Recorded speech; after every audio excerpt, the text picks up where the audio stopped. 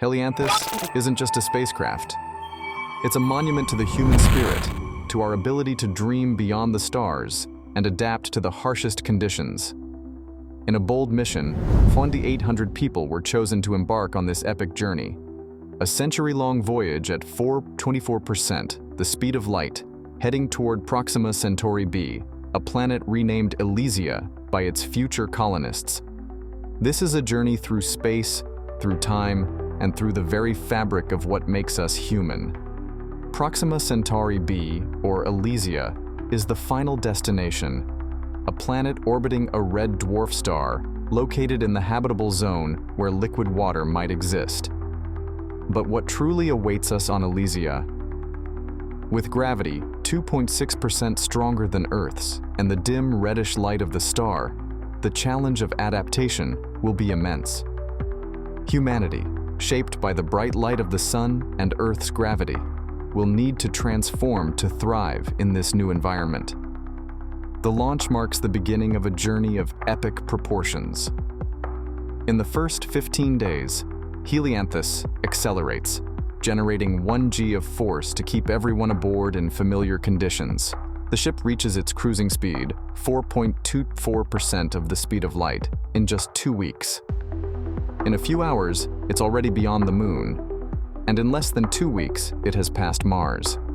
But unlike a simple spaceflight, this voyage requires extreme precision and planning. Helianthus' course is meticulously calculated. The ship follows a path that takes it 21st degree below the ecliptic plane of the solar system. This angle is crucial to ensure that Helianthus reaches Proxima Centauri, which lies below the disk where the solar system's planets orbit the sun. But as the ship advances into the unknown, the true test of its mission lies in life aboard. Helianthus is equipped with a 750-meter diameter habitation ring that spins to create artificial gravity. To simulate Earth's gravity, the ring must spin at a precise speed of 1.9 rotations per minute. This movement is vital not only for the comfort of the passengers, but for their health. Microgravity can cause a range of problems, like bone density loss and muscle atrophy. But the ship's rotation also presents unique challenges. Imagine living on a ship that's constantly spinning. The cabins, which functioned one way during initial acceleration, now need to be reconfigured. What was once the floor now becomes the wall as centrifugal gravity takes over. But beyond physical adjustments, the social and psychological changes occurring aboard are profound. How will social dynamics evolve over a century where the same people live in a confined space? Inside Helianthus, life goes on like in any city. There are schools where children learn about science, technology, and Earth's history, but with a special emphasis on preparing them for the future on Elysia. Medical centers monitor the physical and mental health of the passengers, aware of the unique challenges that space life presents. But life in a floating city is vastly different from life on Earth. Social interactions aboard Helianthus are complex. As years pass, new groups and subcultures begin to emerge. The older generation, who remember Earth, might cling to old traditions, while the younger ones, born in space, develop their own beliefs and values. Conflicts may arise as different generations have differing views on the future, on what it means to be human, and on how to adapt to life on Elysia. Biological evolution is another critical issue.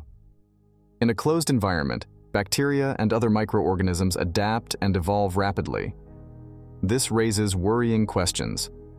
Will these organisms, initially harmless, become a threat to health? Or could new life forms, unknown to us, emerge from unexpected mutations? Population control is strict aboard Helianthus. With limited resources, it's crucial to keep population growth within sustainable limits.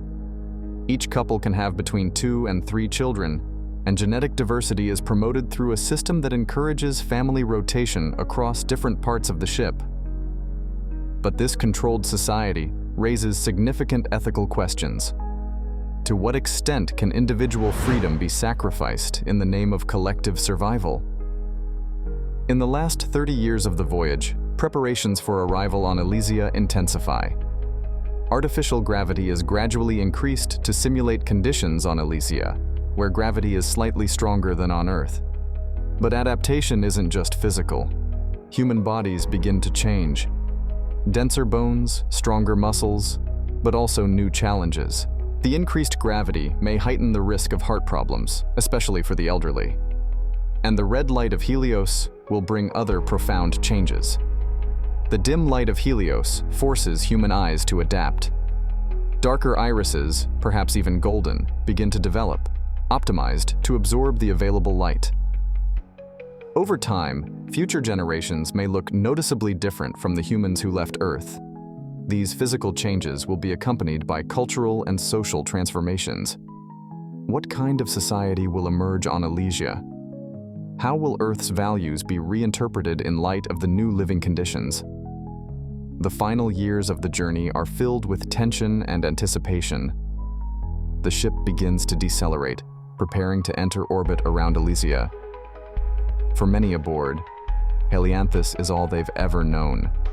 The idea of setting foot on a real planet with an open sky, different gravity, and strange light is both exciting and terrifying.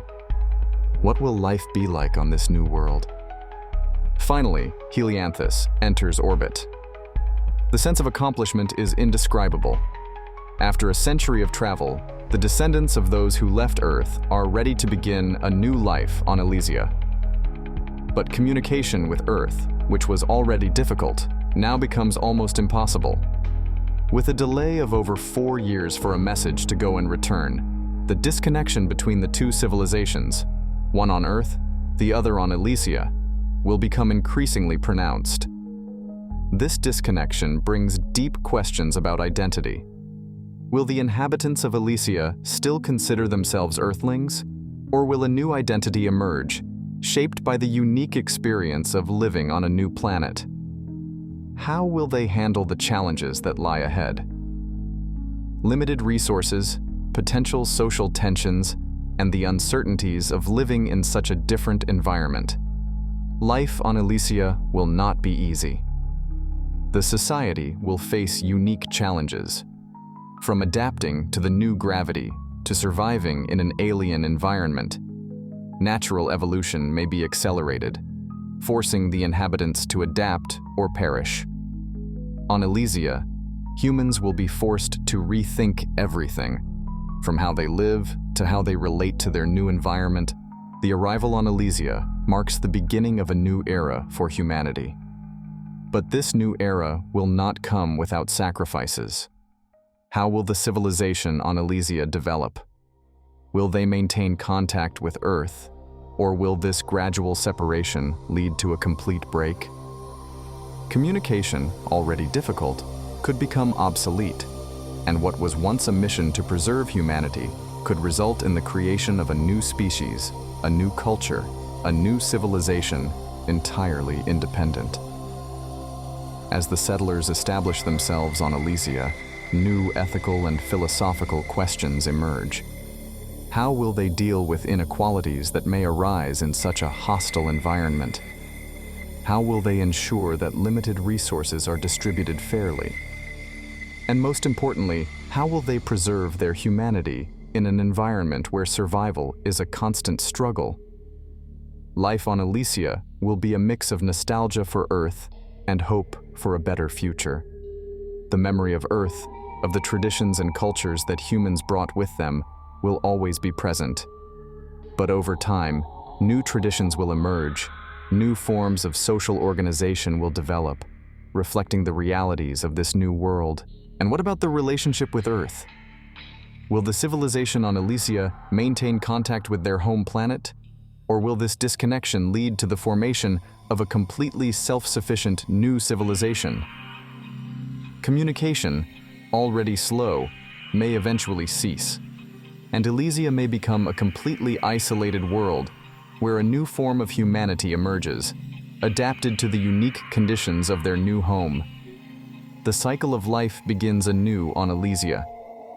Humanity, so far from its roots, is ready to start a new civilization, shaped by the unique experiences and challenges of living on an alien planet.